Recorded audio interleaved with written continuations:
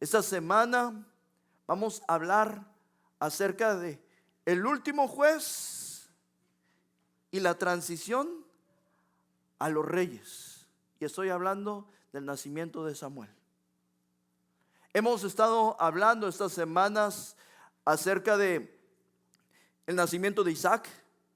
Hablamos ese milagro del Señor, como el Señor, para Él no hay nada imposible.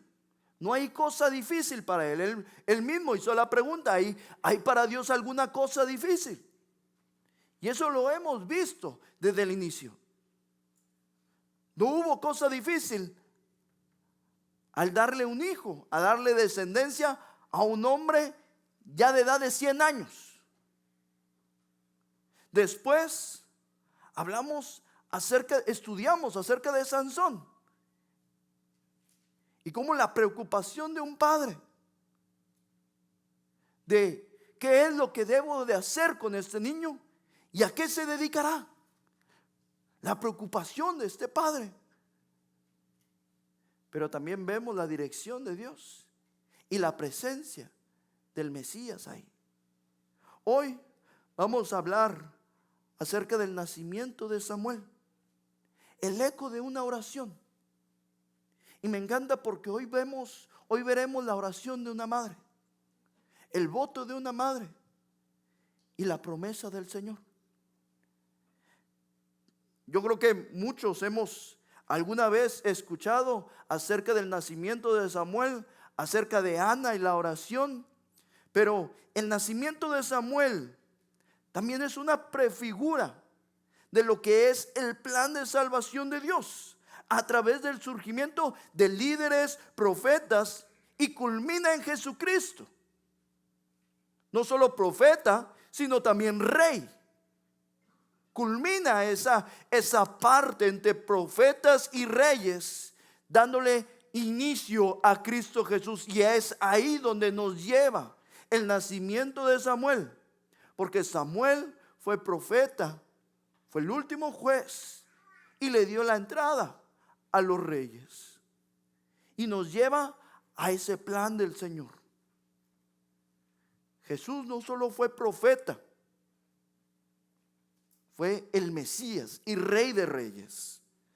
El nacimiento de Samuel es un recordatorio de que en nuestras peleas el Señor escucha. En nuestro dolor el Señor escucha. Y el Señor está presente en nuestras oraciones y tiene un propósito en medio de nuestro dolor. Y quisiera hoy hablar acerca de Ana. Y Ana presenta su dolor. Y lo vemos en 1 de Samuel, capítulo 1, versículo del 1 al 11. Y voy a hacer énfasis en el versículo 9 y 10, pero voy a leer el contexto. Y te invito, si tienes tu Biblia, búscalo en tu Biblia. Búscalo, la palabra del Señor. Y leamos 1 de Samuel, capítulo 1, versículo del 1 al 11. Y empezaré leyendo. Dice: hubo un varón de Ramataim, de Sofim, del monte de Efraín, que se llamaba Elcana, hijo de Jeroam, hijo de Eliú, hijo de Tou, hijo de Suf, efrateo, y tenía 2 mujeres. El nombre de una era Ana y el de la otra Penina. Y Penina tenía hijos, mas Ana no los tenía. Y todos los años aquel varón subía de su ciudad para adorar y para ofrecer sacrificios a Jehová de los ejércitos en Silo, donde estaban 2 hijos de Eli, Ofni y Fines, sacerdotes de Jehová. Y cuando llegaba el día en que Elcana ofrecía sacrificio, daba a Penina su mujer, a todos sus hijos y a todas sus hijas, a cada uno su parte. Pero a Ana daba una parte escogida, porque amaba a Ana, aunque Jehová no le había concedido tener hijos. Y su rival la irritaba, enojándola y entristeciéndola, porque Jehová no le había concedido tener hijos.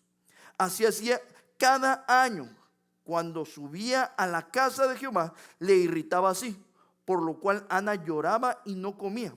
Y Elcana, su marido, le dijo: Ana, ¿por qué lloras? ¿Por qué no comes? ¿Y por qué está afligido tu corazón? ¿No te soy yo mejor que 10 hijos? Y se levantó Ana después que hubo comido y bebido en Silo. Y mientras el sacerdote Elí estaba sentado en su silla junto a un pilar del templo de Jehová, ella con amargura de alma oró a Jehová y lloró abundantemente.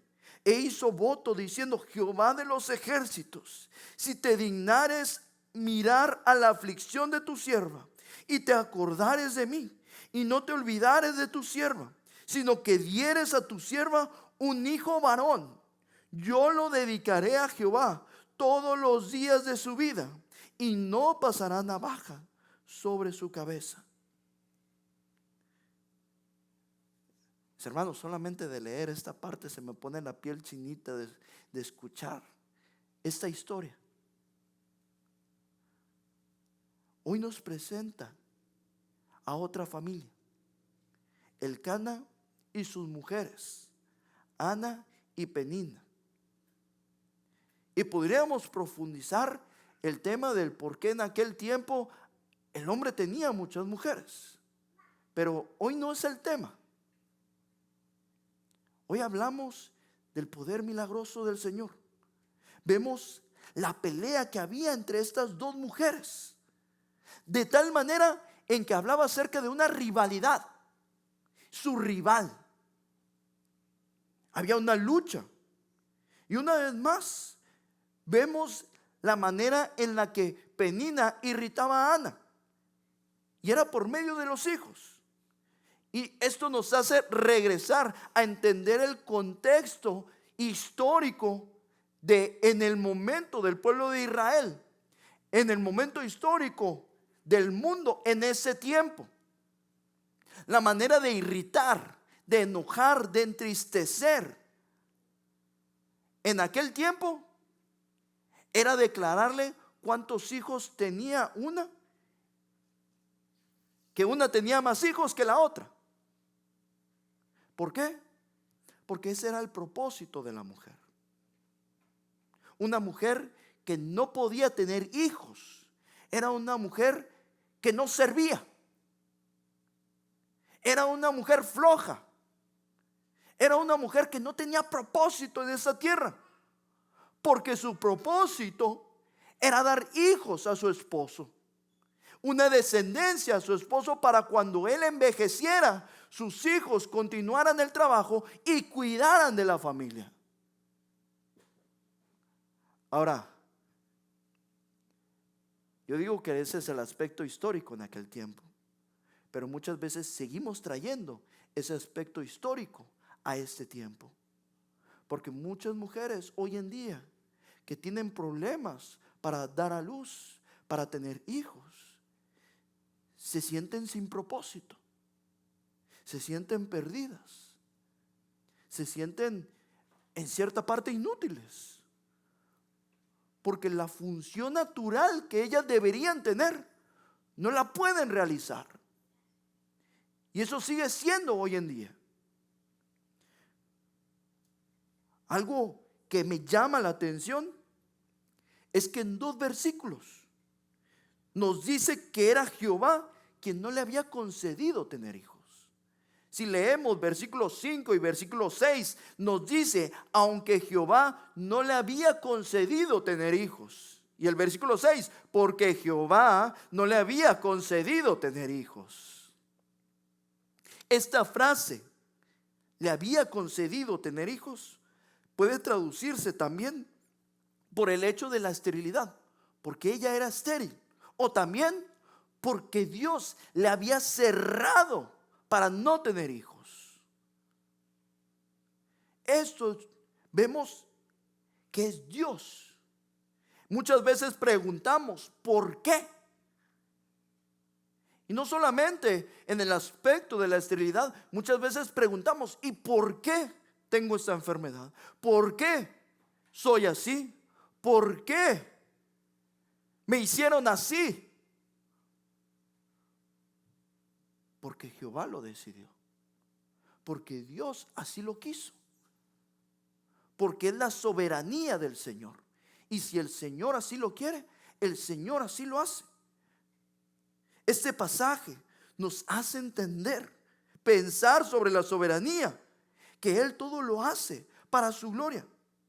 Deuteronomios 32:39 dice: ved ahora que yo soy, y no hay dioses conmigo. Yo hago morir, yo hago vivir, yo hiero y yo sano, y no hay quien pueda librar de mi mano. El Señor nos declara y nos dice: yo soy y yo lo hago. Yo soy el que hiere, yo soy el que sano, yo soy el que libra. No hay nadie que se escape de mi mano. Pero también nos declara el por qué. Juan 9:3. Respondiendo Jesús: no es que éste pecó, ni sus padres, sino para que la obra de Dios se manifieste en él. Esto habla en el contexto de que había un hombre ciego. Y los discípulos preguntaron: Señor, ¿y este que nació ciego, quién pecó, él o sus padres?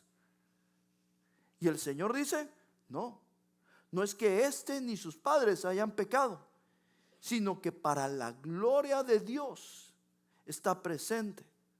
Esto es para la gloria de Dios. Mis hermanos, no podría estar más de acuerdo.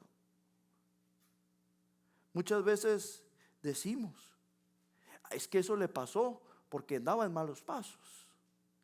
Eso le sucedió, o no puede hacer eso porque algún pecado ha de arrastrar.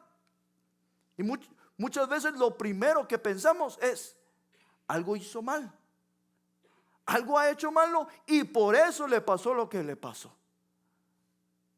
Pero olvidamos que la palabra de Dios dice: esto surge para la gloria de Dios. Y todo lo que sucede, todo lo que pasa en nuestras vidas y nuestro alrededor, es para la gloria de Dios. Así es que la próxima vez no pensemos en quién pecó, sino cómo puede usar esto el Señor para su gloria. Cómo el Señor, qué puede hacer el Señor para sanar, restaurar para su gloria. Esto nos lleva a ver la oración del versículo 11 de Ana.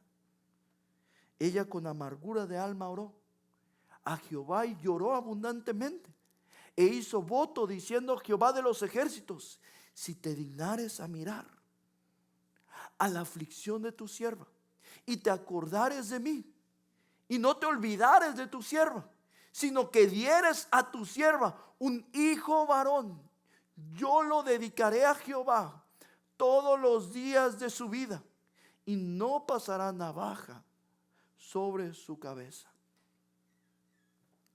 Tantas cosas que podemos ver, estudiar, profundizar. Pero quisiera resaltar lo primero. Ella con amargura de alma oró a Jehová y lloró abundantemente. Mis hermanos, mis hermanas, ¿cuándo fue la última vez que le compartiste a Dios tu interior? ¿Cuándo fue la última vez que el Señor te vio entristecido, llorando, orando al Señor con lágrimas abundantes? ¿Cuándo fue la última vez que corriste al Señor entregándole tu dolor?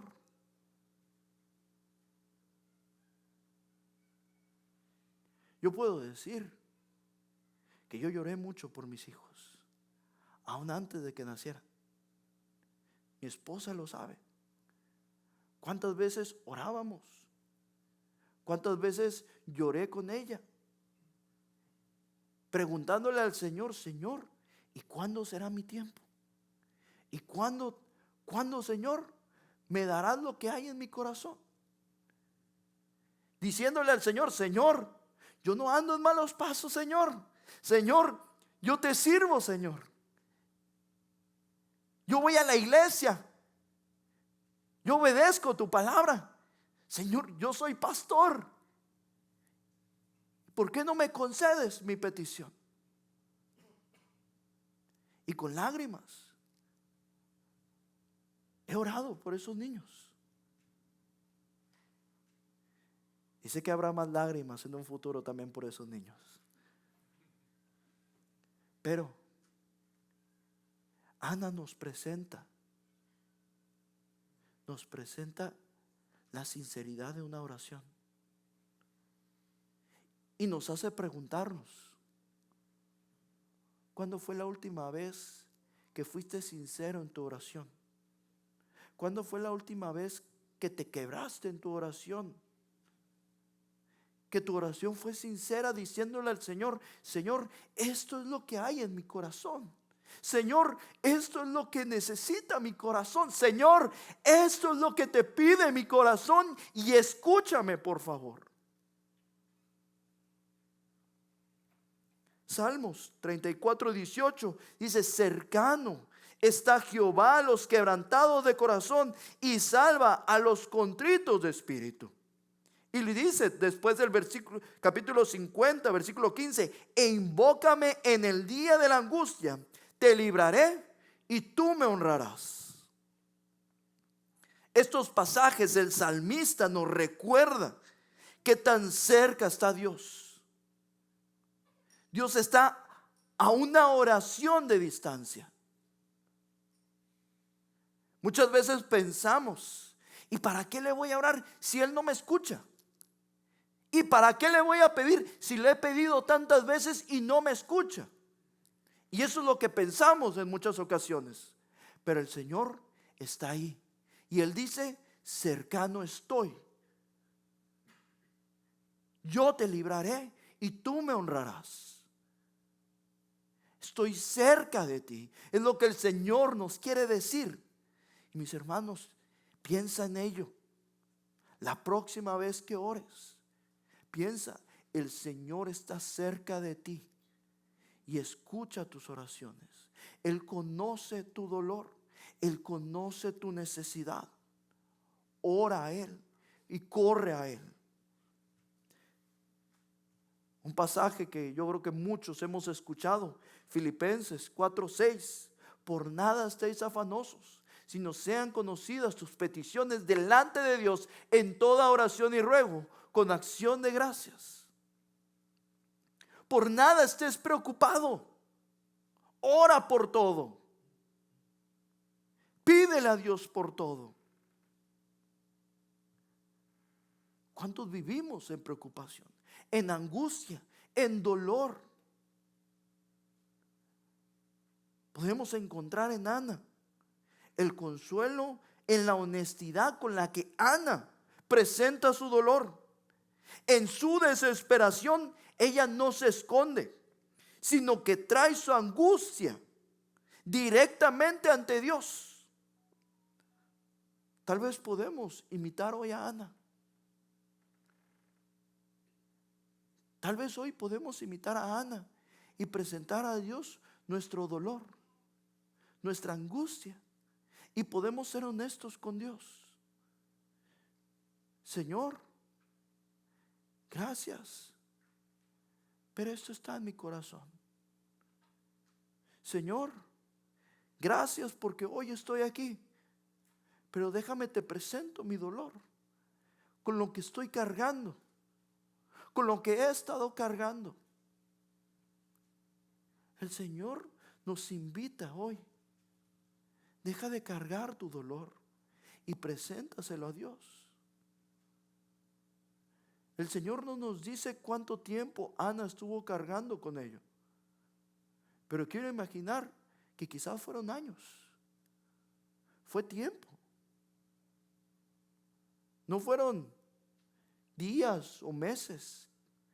Quizás fueron años de dolor, de ver que su rival tenía hijos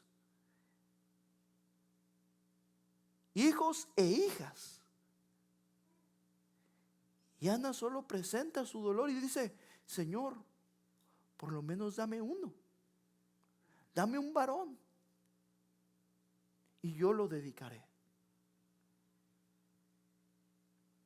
En estos momentos de dificultad, Ana presenta su dolor y después nos enseña la palabra del Señor que ella permanece en paz. Y qué impresionante es esto, porque si seguimos leyendo, quisiera resaltar los siguientes versículos 16 al 18. Elí respondió y dijo: ve en paz, y el Dios de Israel te otorgue la petición que le has hecho. Y ella dijo: halle tu sierva gracia delante de tus ojos. Y se fue la mujer por su camino y comió y no estuvo más triste.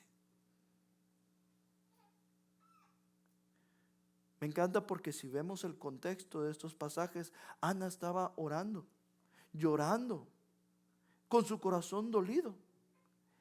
Y en medio de eso estaba Elí, el sacerdote. Y observaba cómo Ana oraba, pero no oraba a voz fuerte, sino decía que observaba su boca y sus labios cómo se movían, pero su voz no se oía. Y Elí llegó a la conclusión de: esta mujer está borracha, está ebria. Y fue con esta mujer, con Ana, y le dijo: basta ya tu borrachera, termina y vete ya. A lo que Ana le dijo: Señor, no me tomes por tal, no me tomes por impía, porque en la magnitud de mis congojas y mi aflicción he hablado hasta ahora. Elí confundió la oración de Ana con estar ebrio. Efesios 5:18 nos dice: no te embriagues con vino, en lo cual hay disolución, antes bien sed llenos del Espíritu. A lo que nos lleva a esto es que Ana estaba orando en el Espíritu. Ana estaba llena del Espíritu de tal manera que oraba de esta manera. Ana no estaba ebria, sino llena del Espíritu para orar a Dios. Pero también nos dice: ¿cuántas personas han guardado su dolor y han callado por tiempo? Job 23, 1 al 3 nos dice: respondió Job y dijo: hoy también hablaré con amargura, porque es más grave mi llaga que mi gemido. ¿Quién me diera el saber dónde hallar a Dios? Yo iría hasta su silla. Hoy nos da el ejemplo Job: hoy también hablaré con amargura, porque es más grave. Mis hermanos, hay mucha gente que se guarda tanto el dolor, que vive con tanta amargura, que calla hasta un punto en el que explota, y explota con la persona menos indicada, que la única manera en la que explota es lastimando a otros. Y el Señor nos da el ejemplo de decir: no callaré, hoy hablaré de mi corazón, porque mi dolor es grande. Y Job no habló a cualquier persona, habló a Dios. Dice: ¿dónde encuentro a Dios? Yo iré hasta Él. Después de presentar su petición, vemos a Ana no con más tristeza. Y eso es lo que nos genera la confianza en Dios. Vemos a Ana que al orar, al hablar, y Elías al decirle: vete ya y que el Señor te conceda, vemos que Ana se fue, comió, y nos dice: no estuvo más triste. Y como leímos Filipenses 4:6, que oremos por todo, también nos da el resultado de orar por todo. Filipenses 4:7. Y la paz de Dios, que sobrepasa todo entendimiento, guardará vuestros corazones y vuestros pensamientos en Cristo Jesús. Mis hermanos, cuando oramos a Dios, cuando depositamos nuestra confianza en Él, cuando nos desahogamos con Él, podemos encontrar una paz, pero no la paz del mundo, sino la paz que está en el Señor, la paz que Cristo Jesús nos puede dar, que sobreabunda, sobrepasa todo entendimiento. Mis hermanos, mi oración es que te inspires en la fe de Ana. Ana oró, hizo voto al Señor, se desahogó, sacó su llanto, su amargura, su tristeza, pero regresó a casa, no, y dejó la tristeza en aquel lugar. Ella regresó a casa, comió y nos dice, no estuvo más triste. Muchas veces oramos a Dios, le pedimos al Señor, pero no soltamos esa carga. Le decimos al Señor, Señor, yo confío en ti. Y terminamos de orar y parece como si fuera mochila, agarramos nuestra carga y nos la llevamos. Ana soltó esa mochila, esa carga, y regresó a casa con la paz del Señor.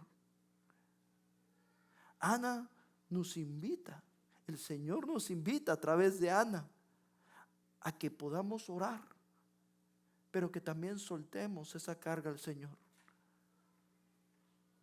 Suelta ese dolor, deja que el Señor se encargue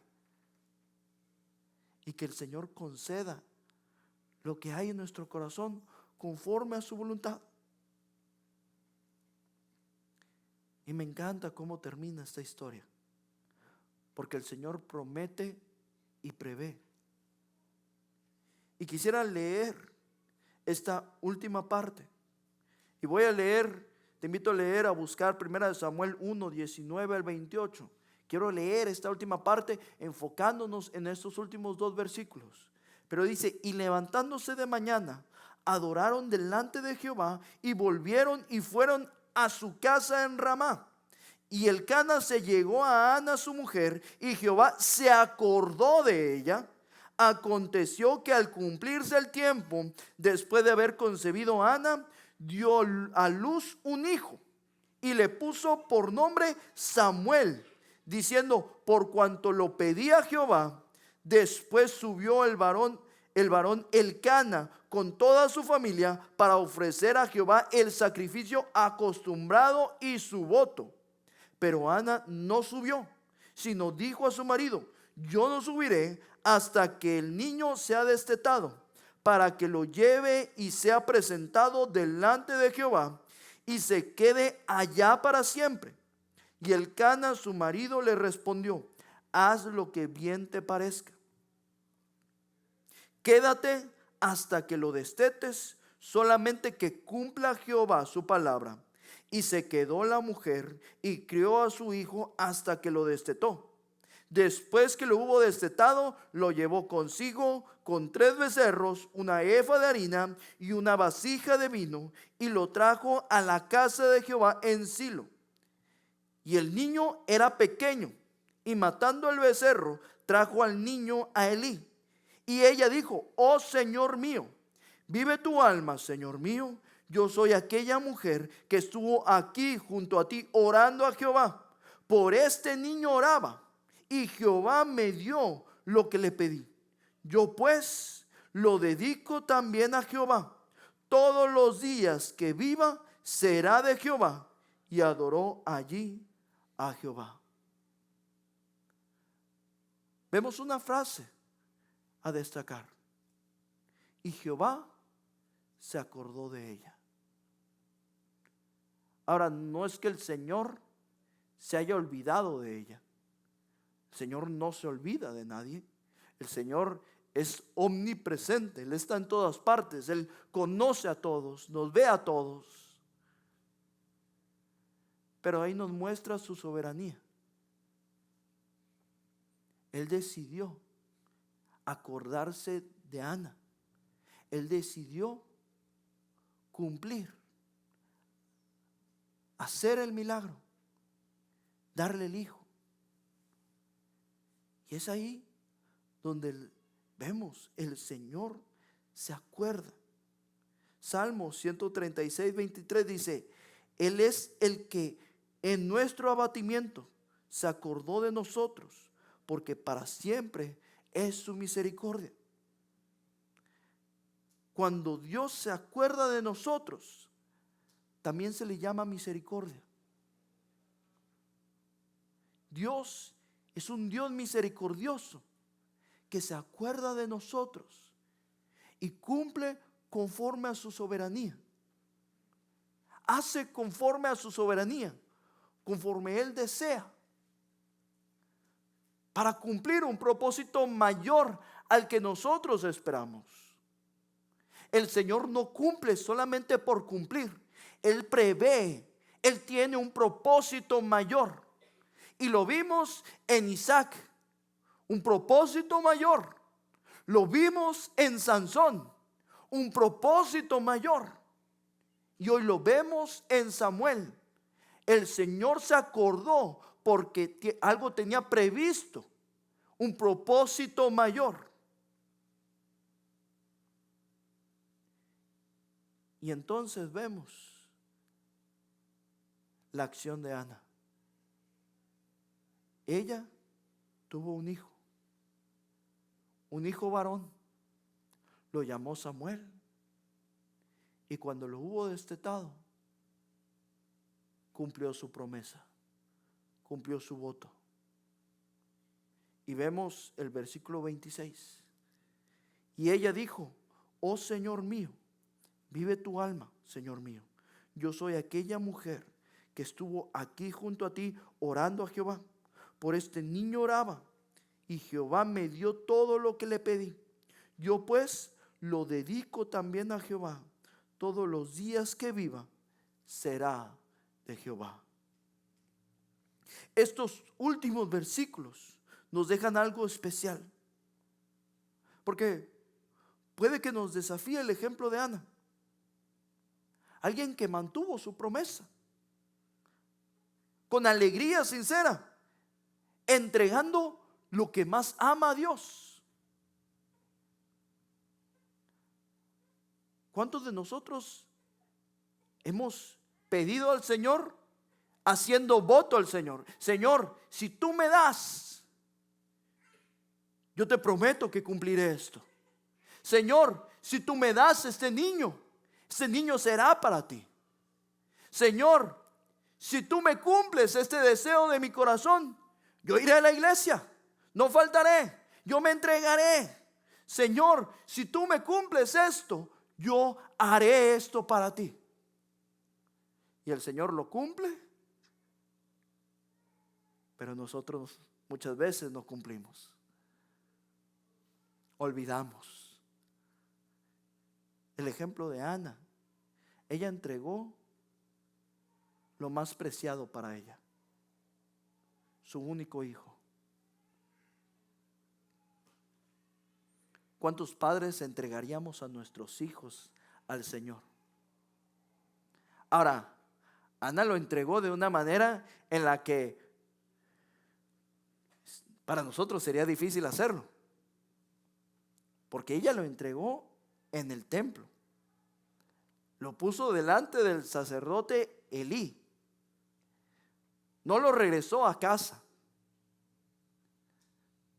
Vemos que a partir de este capítulo, a partir de este versículo, Samuel vivió en el templo.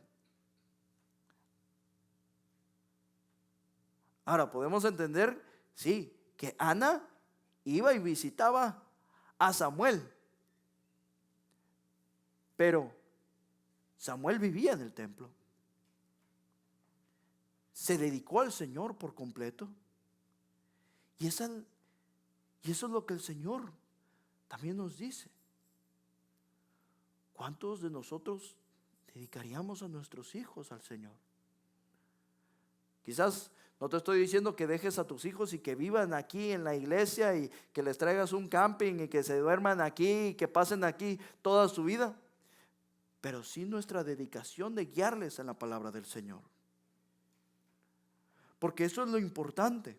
Deuteronomio 23:21 nos habla acerca del voto.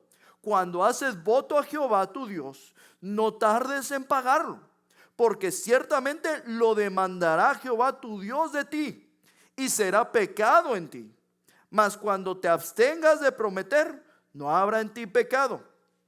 Pero lo que hubiere salido de tus labios, lo guardarás y lo cumplirás, conforme lo prometiste a Jehová tu Dios, pagando la ofrenda voluntaria que prometiste con tu boca. Mis hermanos, tengamos cuidado de hacer voto al Señor, de hacer promesa al Señor. Tengamos cuidado de lo que sale de nuestros labios al Señor, porque si nosotros decimos, Señor, yo haré, y no hacemos, la palabra de Dios nos deja claro que pecado es contra nosotros el no cumplir el voto, la promesa al Señor. Tú y yo tenemos que cumplir lo que sale de nuestros labios, las promesas, los votos que hacemos al Señor.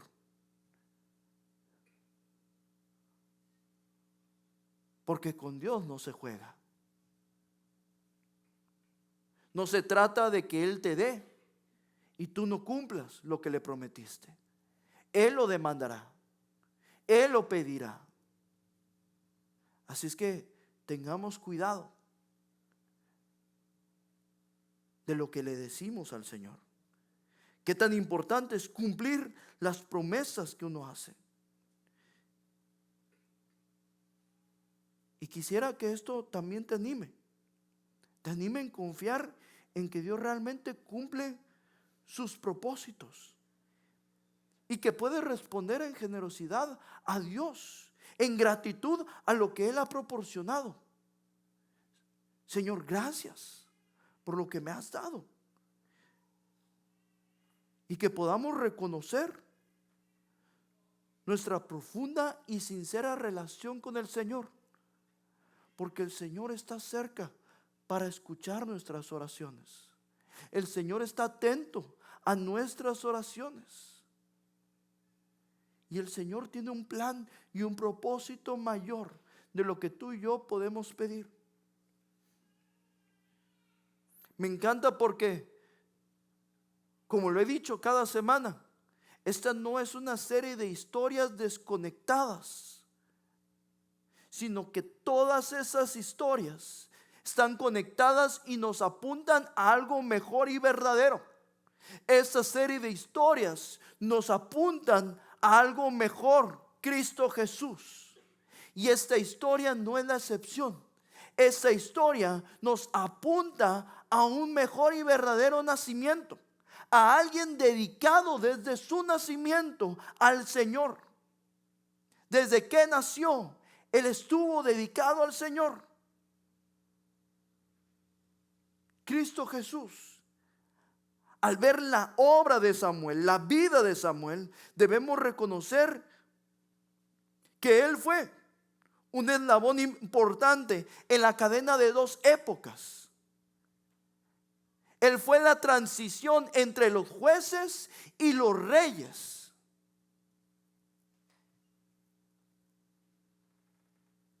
Le tocó finalizar una época en la nación. Estuvo en medio de una época de escasez espiritual. Y le tocó ser juez, le tocó ser profeta y le tocó asignar al primer rey de Israel. Esto nos apunta a Jesús. Jesús vivió una época de escasez espiritual. La necesidad de un pueblo para ser salvado. no solo de la esclavitud romana, sino espiritualmente.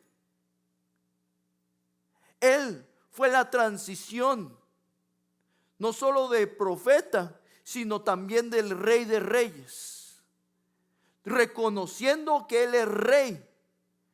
Él es el Mesías, Él es el Señor.